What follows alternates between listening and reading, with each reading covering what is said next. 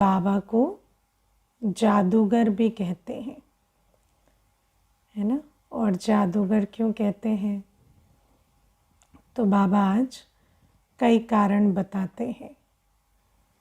बाबा कहते कि मैं ऐसा जादूगर हूँ जो हूँ ऊंचे ते ऊंचा, लेकिन बच्चा भी बन जाता हूँ, है ना।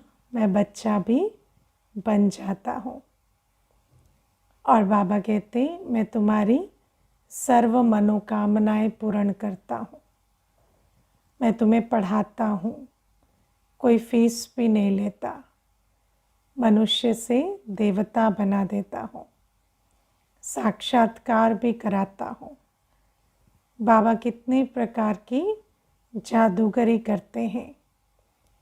बाबा जो भी करना चाहें कर सकते हैं। ज्ञान का सागर है ना, लेकिन करते हैं ज्ञान सम्मत, है ना। तो दुनिया में तो ऐसे ही बाबा जादूगर है तो मुर्दे को जिंदा कर दे कहेंगे, लेकिन क्यों करे भाई, है ना। उसका पाठ खत्म हुआ, उसने शरीर छोड़ा, है ना, लेकिन कहेंगे जादूगर है तो जिंदा करते। लेकिन बाबा कहते हैं मैं जादूगर हूँ, लेकिन मैं वो करता हूँ जो ज्ञान सम्मत है, जो करना चाहिए। ऐसा नहीं कि बस, है ना, क्या कहें, आज जैसे बाबा कहते हैं गला काट के जोड़ देते हैं, संतरे निकाल देते हैं तो बाबा कहते हैं ऐसी जादूगरी मुझे करने की ज़रूरत नहीं है। वो तो बेतुकी जादूगरी हो गई ना, सिर्फ देखने के लिए जादू जैसा लगेगा। लेकिन बाबा तो वो जादू करते हैं जो बहुत ज़रूरी है। इस जादू से विश्व परिवर्तन होता है। और आज बाबा कहते मैं तो तुम्हें सर्व संबंधों का सुख देता हूँ। मैं साजन भी बन जाता हूँ, मैं बच्चा भी बन जाता हूँ। कैसी जादूगरी है बाबा की। और बाबा कहते मैं हूँ तो पिता तो हूँ ही, तो पिता के रूप में भी सुख देता, बच्चे के रूप में भी देता, और साजन के रूप में भी देता।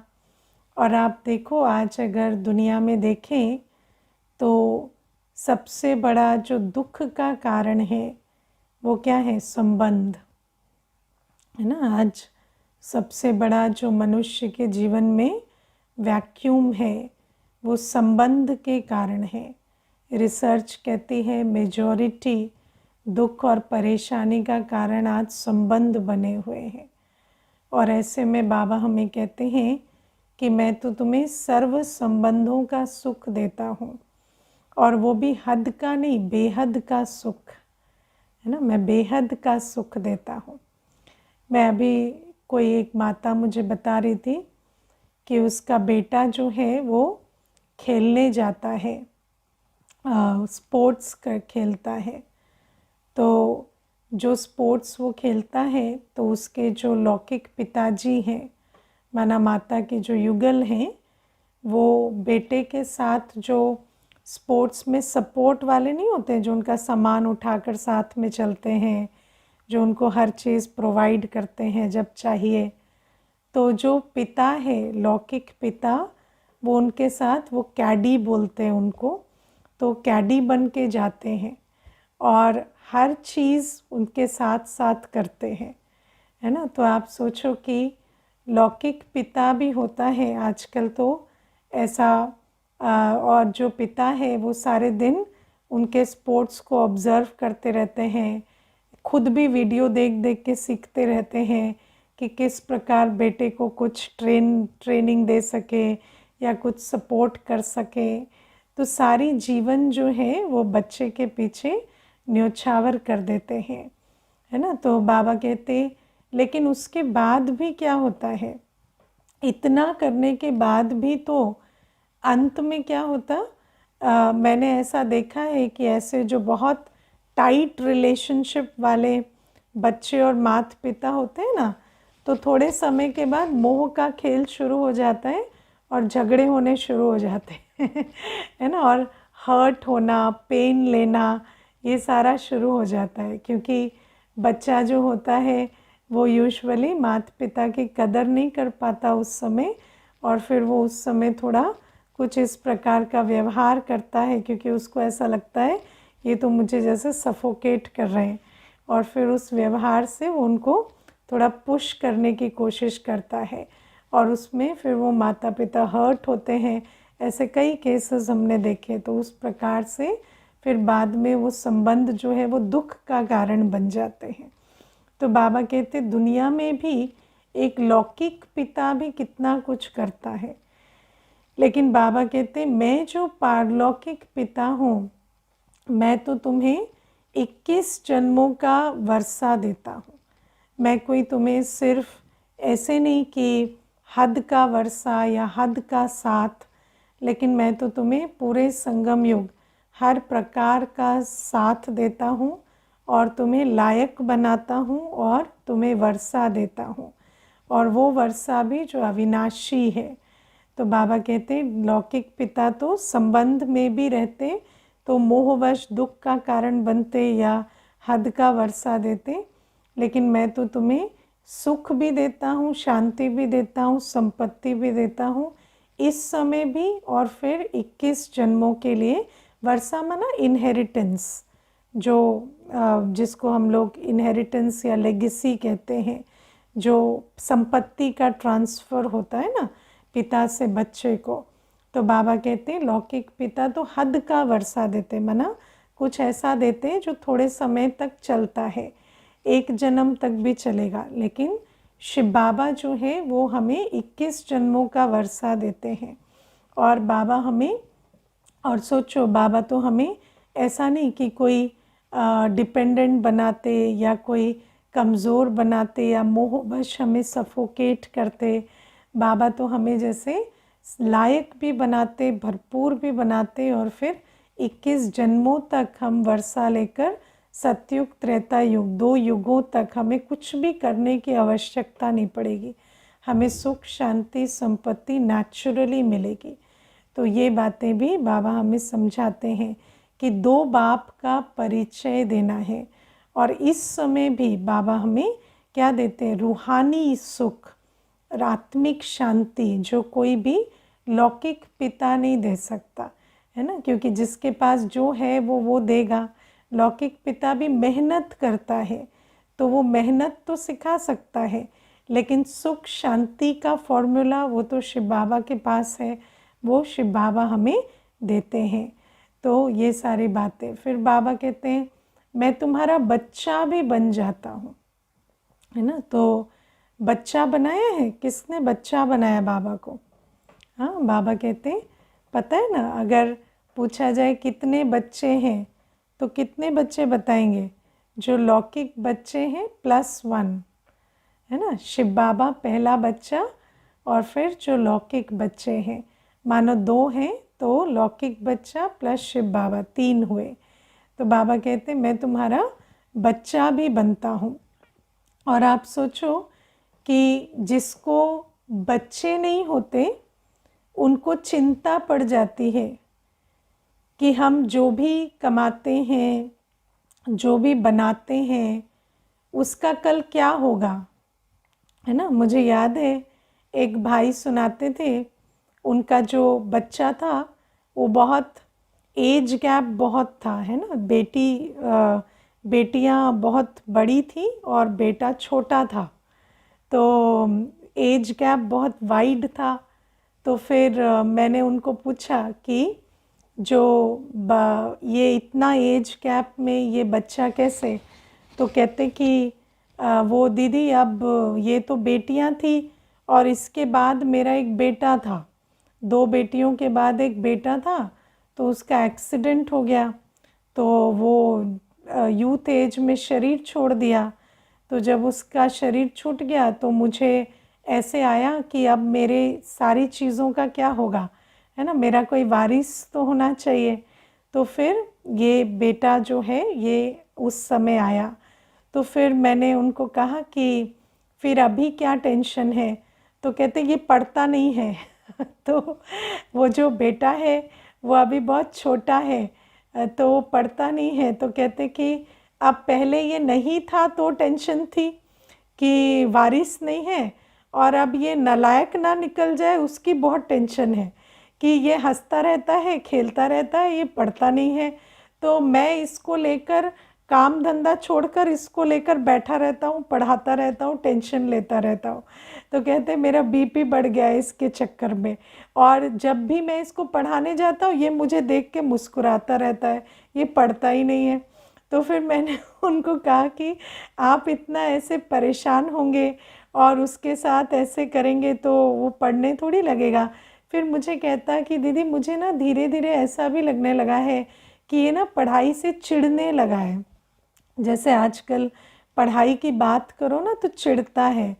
तो मैंने कहा तो आप विचार करो ना कि जैसे आपको कोई कटोरी में सब्ज़ी दे, है ना, सब्ज़ी पनीर की है लेकिन उसमें खूब सारी मिर्च डाल दे, है ना, तो अगली बार क्या होगा, आपको मिर्च से नहीं पनीर से भी नफ़रत हो जाएगी क्योंकि वो जो एसोसिएशन है माइंड का वो ऐसा हो जाता है कि उस सब्ज़ी से ही आपको नफ़रत हो जाती है।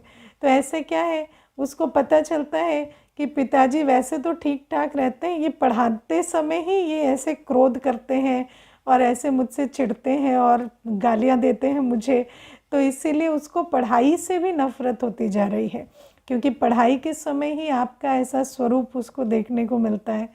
तो कहते हैं हाँ पर ठीक है, पर क्या है कि अगर पढ़ेगा नहीं तो इतना बड़ा बिजनेस है, इतना सब कुछ है, तो टेंशन होती है। मैं आपको और एक बात बताती हूँ। एक भाई आते थे, तो वो कहते कि मेरे जो पिताजी हैं उन्होंने हम लोग दो भाई बहनें हैं, है ना, तो एक बहन है और एक मैं हूँ। तो मेरे पिताजी ने मेरी बहन, क्योंकि मैं ऑफिस नहीं जाता था, मैं काम नहीं करता था, मैं सारे दिन पड़ा रहता था, सोता रहता था, उनकी बड़ी कंपनी थी।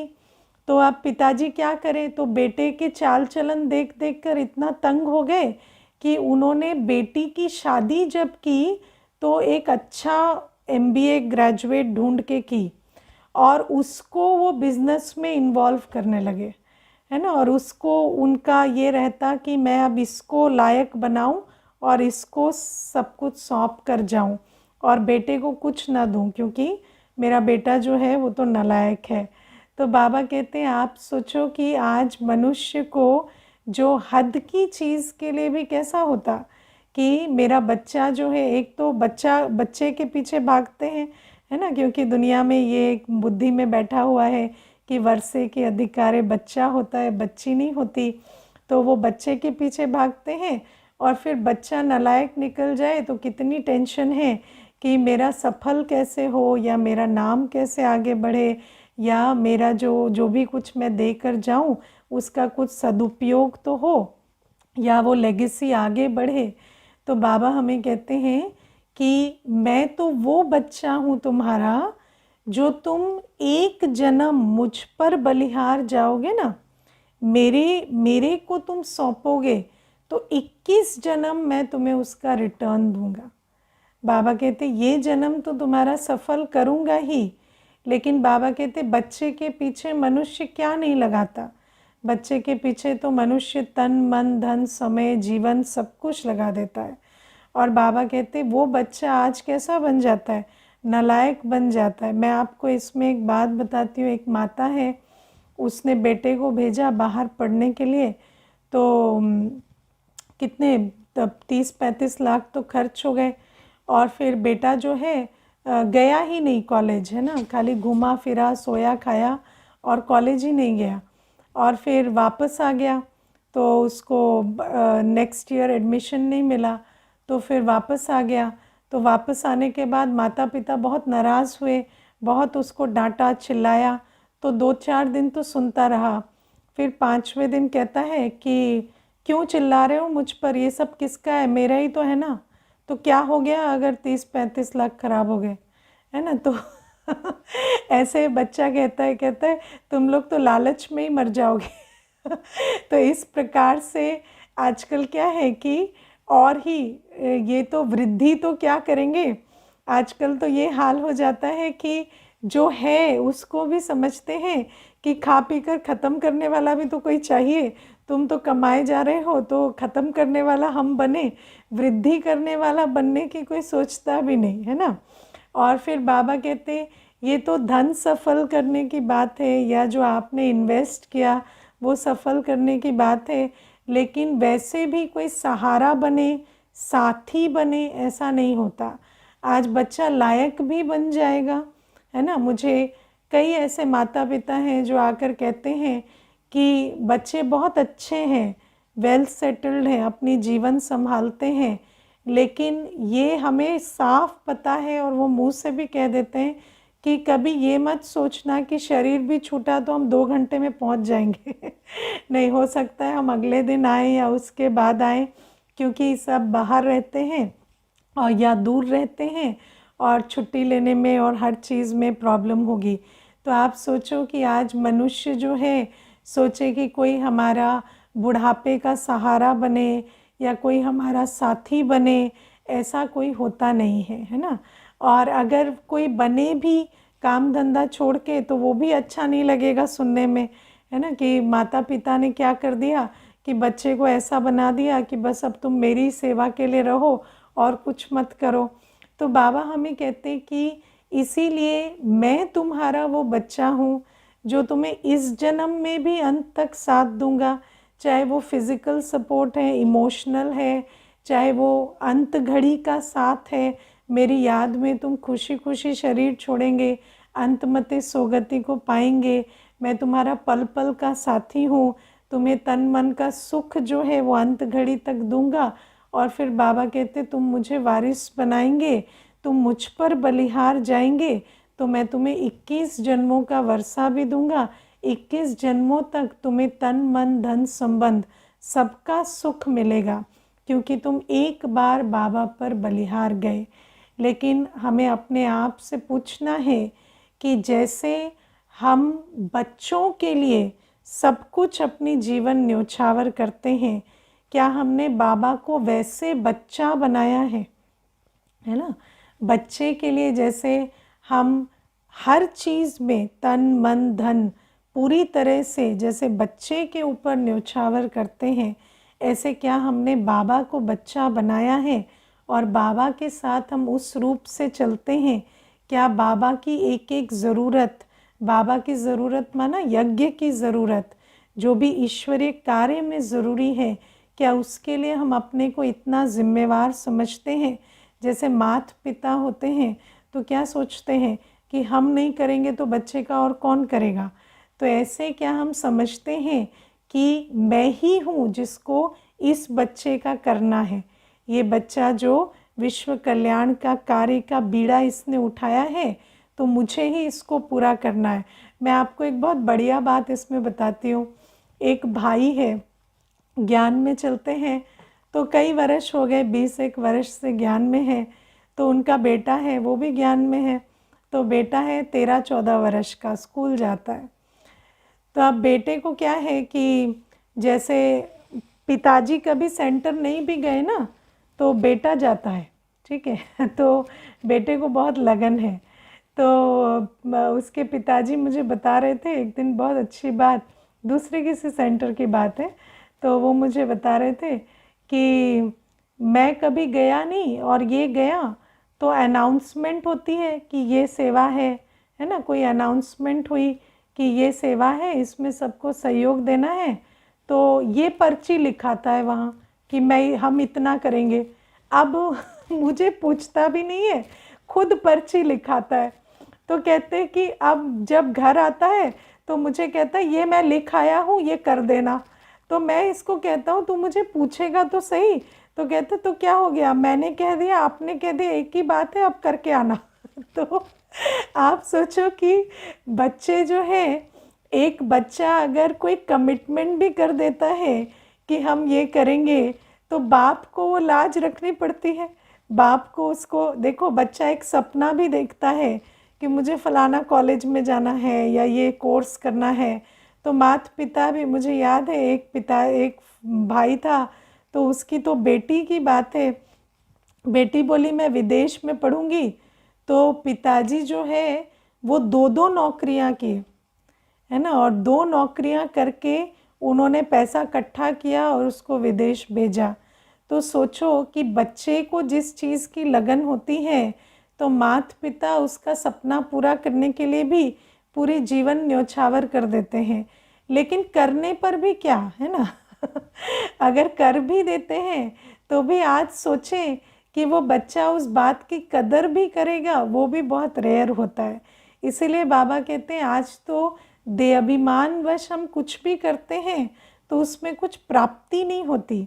लेकिन बाबा कहते हैं शिव बाबा ने जिस कार्य का बीड़ा उठाया है, शिव बाबा जिस संकल्प के साथ परमधाम से इस धरा पर आए हैं, अगर हम बाबा को बच्चा समझ बाबा के उस लक्ष्य को पूरा करने के लिए अगर हम अपनी पूरी जीवन लगाते हैं, हम बलिहार जाते हैं, समझते हैं कि ये मेरा बच्चा जो है इसको जो चाहिए वो हमें करना ही है, वो पूरा करना है, तो बाबा कहते हैं फिर ऐसे जो माता पिता बनते हैं, शिव बाबा को बालक बनाते हैं, जो ऐसे माता पिता होते हैं, बाबा कहते हैं उनको मैं बच्चा 21 जन्मों का सुख देता हूँ, है ना। आज तो लौकिक बच्चों पर कितना भी बलिहार जाए वो सुख देंगे ज़रूरी नहीं है, क्योंकि जो जिसके पास है वो वही देगा।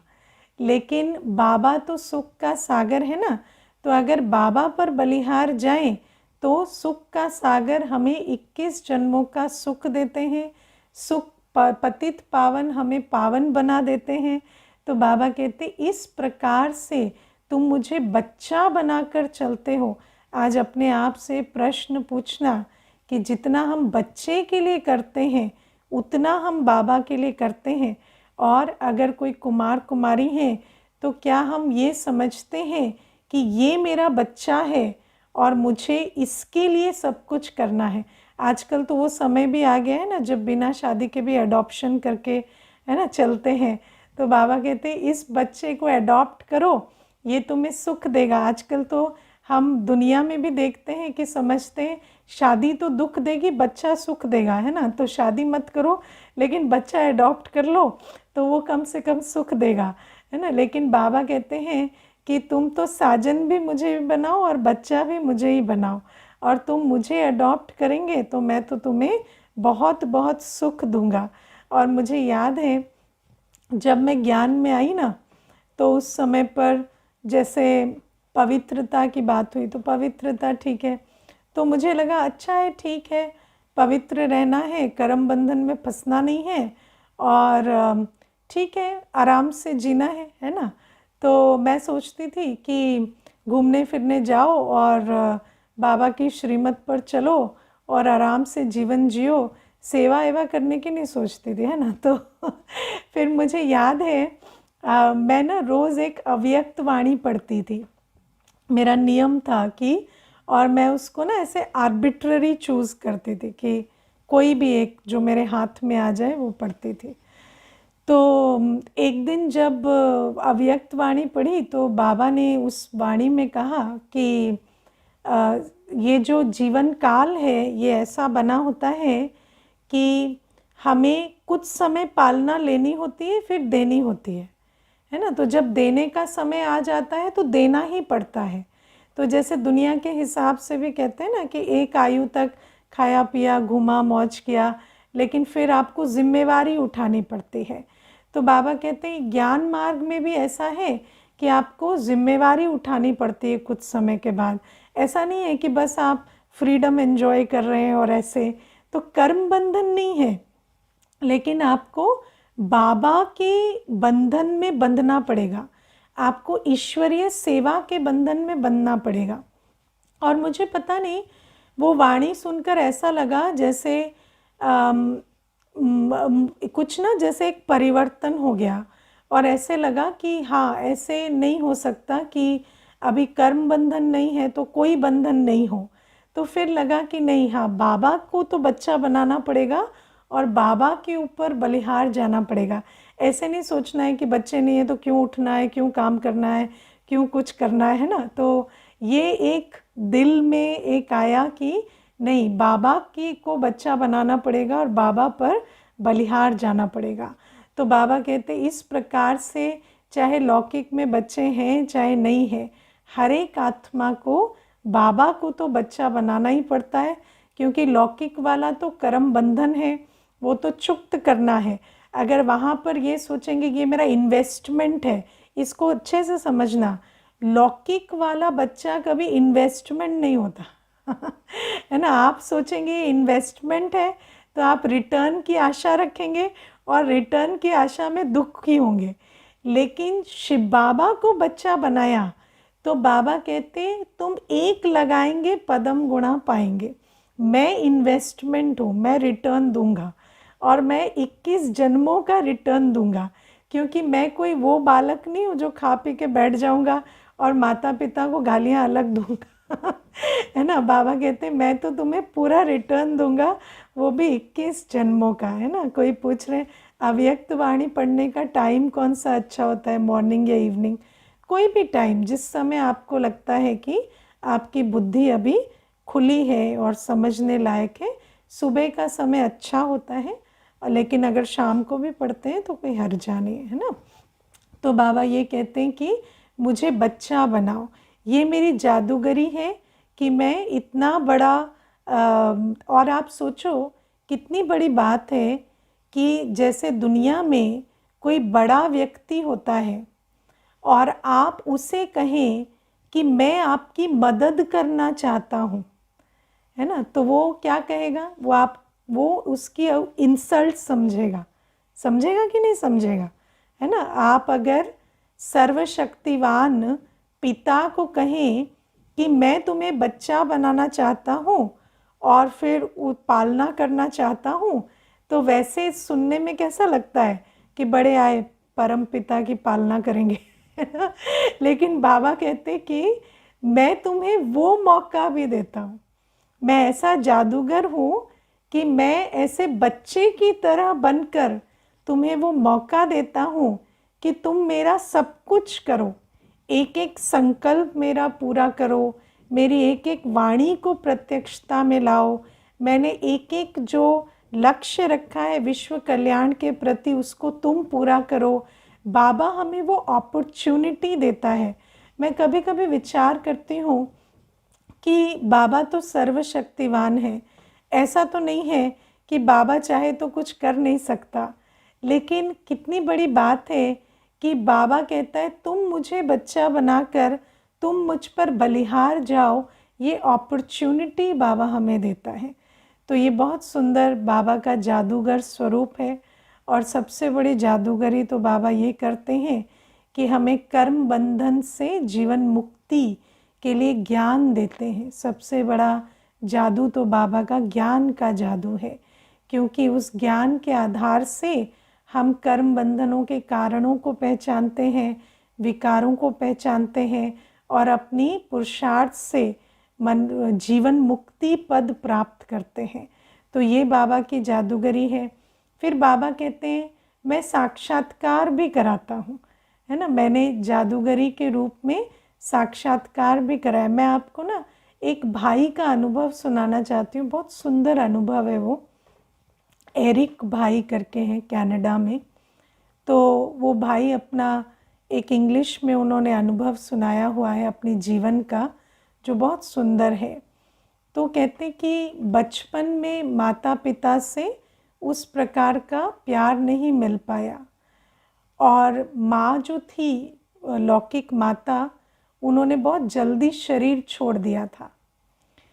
तो भगवान के प्रति उनका निश्चय नहीं था, है ना। जैसे भगवान से एक डिवोर्स हो गया था तो कभी भी वो कहते कि मेरे मित्र भी जो होते थे वो एथीस्ट होते थे, सारे जो भगवान को ना मानने वाले ही मेरे मित्र बनते थे। और हम जब कॉलेज में थे और मित्रों के साथ रहते थे तो कहते कि हमारे डिस्कशन में कभी भगवान का नाम भी नहीं आता था, हम इतने एथीस्ट होकर चलते थे। तो कहते कि लेकिन अंदर दिल में बहुत ये जो दुनिया की हालत है इसके लिए बहुत क्रोध आता था कि ऐसे हालात क्यों हैं और कुछ बदलना चाहिए, ऐसे तो धीरे धीरे सब कुछ ख़त्म हो जाएगा, मनुष्य मनुष्य का दुश्मन बना पड़ा है। तो इस प्रकार से दुनिया की तरफ से भी बहुत हताशा होती थी।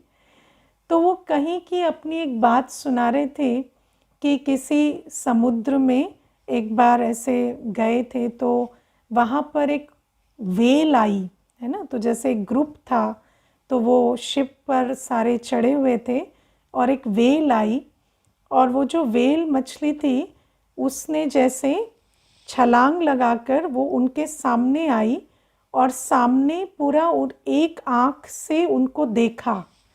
और वो कहते ऐसा लगा जैसे वो मुझे कह रही हो कि ये जो दुनिया की हालत है ना, उसकी आप चिंता मत करो, क्योंकि जो आत्मा का जो बेसिक कोर है अंदर, उसके अंदर बहुत दिव्यता समाई हुई है, और वो दिव्यता अगर जागृत हो जाए तो इस दुनिया का विनाश नहीं होगा। वो दिव्यता जागृत हो जाए तो ये दुनिया दोबारा सुंदर हो सकती है। तो कहते कि ऐसा लगा जैसे ना वो उसके आँखों से मुझे वो मैसेज मिला, और कहते कि उसके बाद से मेरे अंदर, अब विदेश मूल के वो भाई हैं और उनके अंदर कोई धर्म का, रिलीजन का कोई संस्कार नहीं है, आप विचार करो। और वो जो भाई हैं उनको ऐसे वो आँखों से उस समय अनुभव हुआ, क्योंकि और किसी तरह से अनुभव नहीं हो सकता था, किसी रिलीजियस माइंडेड व्यक्ति से भी नहीं मिलते थे। तो बाबा ने उनको कैसे अनुभव कराया, ऐसे। और फिर जो उनके आसपास दोस्त थे वो भी कहने लगे कि ये जो वेल थी ये तुम्हें ही देख रही थी क्या, और किसी को नहीं देख रही थी, ये तुम्हें ही देख कर गई। और फिर कहते उसके बाद से मेरे अंदर ऐसे चलने लगा कि मुझे पवित्र बनना है, पवित्र बनना है, प्योर होना है। तो उसके बाद मैंने सिगरेट छोड़ दी, जो भी कुछ मैं व्यसन करता था सब मैंने छोड़ दिया। और मुझे ये नहीं पता इसके आगे करना क्या है, लेकिन मैंने व्यसन छोड़ दिया। फिर कहते कि उसके बाद से ये एलर्जी जो थी धर्म से, ये थोड़ी ख़त्म हो गई। तो भारत का ही एक दूसरा पंथ था, उसमें मैं गया पहले, और उसमें मैंने धर्म सीखा, है ना, श्री कृष्ण, श्री राम, ये वो सब समझा। उसके बाद मैं बाबा के पास आया, फिर बाबा ने मुझे सत्य ज्ञान दिया, और वो भाई समर्पित रूप से कई वर्षों से यज्ञ में सेवा कर रहे हैं ना।